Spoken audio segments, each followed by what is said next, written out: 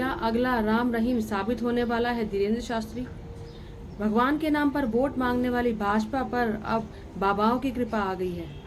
कर्नाटक के विधानसभा चुनाव में जैसे ही बजरंगबली ने दुत्कारा, पार्टी ने तुरंत अपना एजेंडा बदल दिया और महावीर और बुद्ध की धरती पर 5 दिवसीय हनुमंत कथा व दिव्य दरबार के बहाने बागेश्वर सरकार उर्फ पंडित धीरेन्द्र शास्त्री को चुनाव प्रचार के लिए उतार दिया।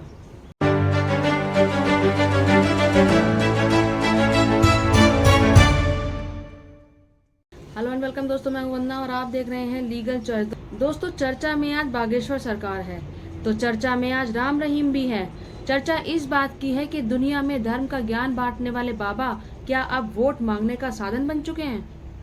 याद कीजिए, अक्टूबर 2014 हरियाणा का विधानसभा चुनाव था और राम रहीम धीरेन्द्र शास्त्री की तरह ही हरियाणा की सभी 90 विधानसभा सीटों पर भाजपा को समर्थन देने का फैसला करने के साथ वोट भी मांग रहा था।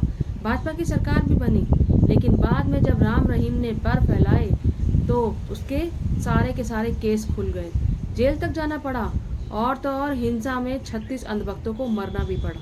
ये कहानी आपको बताने का कारण ये है कि इसी 10 मई को एबीपी की न्यूज थी कि बागेश्वर धाम से 4 महीने में 21 लोग गायब हो चुके हैं और गायब होने वालों में से 2 नाबालिग लड़कियां भी हैं। अब भले ही बाबा हिंदू राष्ट्र की बात कर रहा हो, भाजपा के चुनाव प्रचार का साधन बन चुका हो, लेकिन जैसे ही बाबा इधर उधर की बात करेगा तो शायद राम रहीम की स्क्रिप्ट दोहरा दी जाएगी, क्योंकि स्क्रिप्ट सेम है। आप हरियाणा चुनाव से पहले राम रहीम और बीजेपी के नेताओं की फोटो देखिए कि कैसे बाबा के चरणों में केंद्रीय मंत्री तक भी नतमस्तक हो जाते थे। ठीक ऐसे ही कथित चमत्कारी बाबा पंडित धीरेन्द्र शास्त्री के पटना आगमन पर किस तरीके से भाजपा के नेताओं ने गर्मजोशी से उसका स्वागत करा, और सिर्फ स्वागत ही नहीं किया बल्कि एक बीजेपी नेता तो उसकी गाड़ी का ड्राइवर तक बन गया। फिर क्या था, नौबतपुर के प्राचीन तरेद पालीमठ में प्रोग्राम हुआ। भक्त तो पता नहीं कितने थे, लेकिन भाजपा के वोटरों को बस और ट्रकों में भर भर के लाया गया। नेताओं की तो पूछिए मत, गिरिराज सिंह, अश्विनी कुमार चौबे, प्रदेश अध्यक्ष सम्राट चौधरी, रामकृष्ण यादव समेत अन्य नेता व सैकड़ों कार्यकर्ता धीरेन्द्र शास्त्री की शरण में पहुंच गए। 3 भव्य पंडाल भी भक्तों की भीड़ के सामने छोटे पड़ गए। लाखों की उमड़ी भीड़ से उत्साहित पंडित धीरेन्द्र शास्त्री ने हनुमंत कथा के तीसरे दिन कहा कि बिहार सनातन हिंदू एकता का प्रतीक है।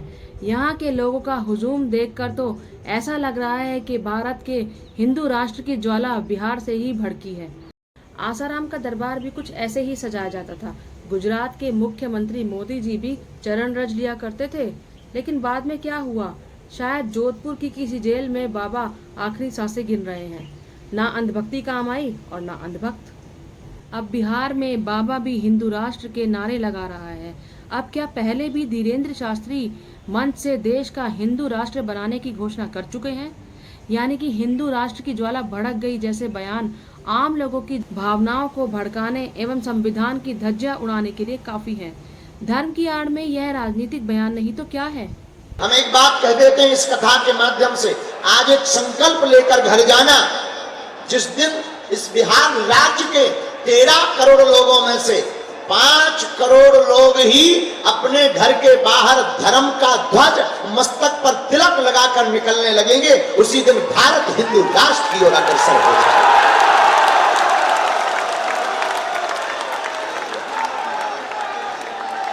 मात्र 5 करोड़ लोग, और हम प्रार्थना करेंगे तुमको ही अपनी संस्कृति बचानी है, तुम्हें ही संरक्षण करना है। हम तो केवल अपने प्राण दांव पर लगाकर तुम्हें जगाने आए हैं, और जब तक तुम जग नहीं जाओगे तब तक हम तुम्हें जगाते ही रहेंगे। अब विवादित बाबा के विवादित चेले और अपने विवादित बयानों के लिए चर्चित गिरिराज सिंह ने इस मौके पर कहा कि धीरेन्द्र शास्त्री धार्मिक नेता व संत एवं धार्मिक पुरुष हैं। सनातन के संत के कार्यक्रम में हम जैसे सनातनी नहीं जाएंगे तो कौन जाएगा? बिल्कुल सही बात है। गिरिराज सिंह ने बिल्कुल सही कहा इस बार। बस धीरेन्द्र ही नहीं समझ रहा कि उसका राम रहीम बनेगा या आशाराम। हाँ, बिहार सरकार में मंत्री तेज प्रताप यादव ने जरूर धीरेन्द्र शास्त्री के आगमन से पहले बाबा के विरोध का बिगुल बजाया था, लेकिन धीरेन्द्र शास्त्री के बिहार पहुंचने पर उन्होंने भी चुप्पी साध ली।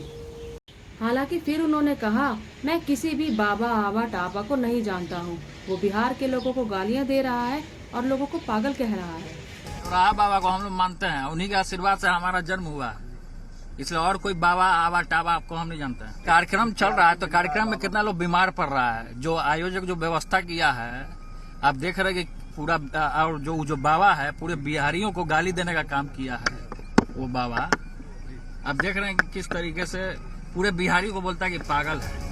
हालांकि अंदर से जो जानकारी आ रही है उसके मुताबिक अगस्त महीने में गया में धीरेन्द्र शास्त्री का कार्यक्रम संभावित है। 2024 के लोकसभा चुनाव से पहले बिहार के अलग अलग हिस्सों में हनुमंत कथा के बहाने धीरेन्द्र शास्त्री पार्टी विशेष के लिए धार्मिक पिच पर बैटिंग करते नजर आएंगे। हालांकि कर्नाटक चुनाव के हार के बाद बीजेपी बिहार में हिंदुत्व के एजेंडे को सामाजिक न्याय की पैरोकार बनाकर पेश करेगी, क्योंकि जब भगवान भी बीजेपी की नहीं सुन रहे तो ऐसे में बाबाओं के भरोसे ही पार्टी रह गई है। लेकिन एक बाबा और उनके भक्तों से एक सवाल है कि हिंदू राष्ट्र की बात तो बाद में कर लेना, पहले बिना जातीय भेदभाव के एक हिंदू गांव बसाकर दिखा दीजिए, हम भी हिंदू राष्ट्र का जयकारा लगा लेंगे। आप इस बारे में क्या सोचते हैं और मेरा ये पूरा एनालिसिस आपको कैसा लगा मुझे कमेंट बॉक्स में जरूर बताइएगा।